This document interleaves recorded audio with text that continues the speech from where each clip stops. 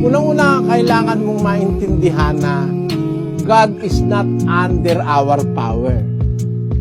We are under God's power.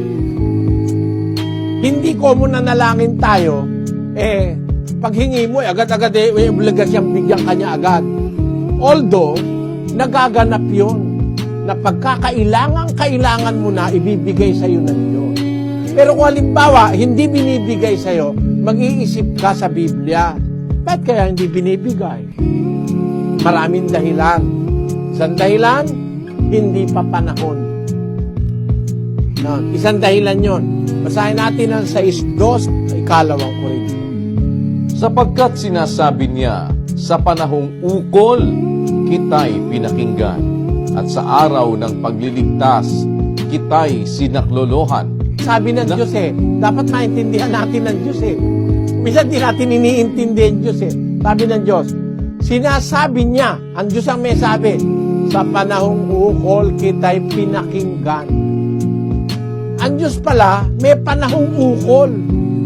Hindi siya pwede pabigla-bigla na kahit hindi panahon. Halimbawa, gusto ko na pong mag-asawa, tatay may gatas pa labi mo, gusto mo na mag-asawa. Para mga bata ngayon, 13 anyos, 12 anyos, umaalembong na.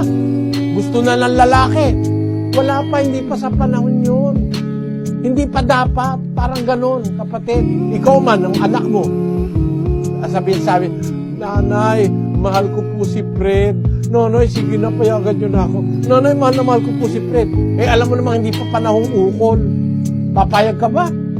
Basahin natin ang unang Korinto 7, versikulo 36. Ngunit kung iniisip ng sino mang lalaki na hindi siya gumagawa ng marapat sa kanyang anak na dalaga, kung ito'y sumapit na sa kanyang katamtamang gulang, at kung kailangan ay sundin niya ang kanyang maibigan, hindi siya nagkakasala.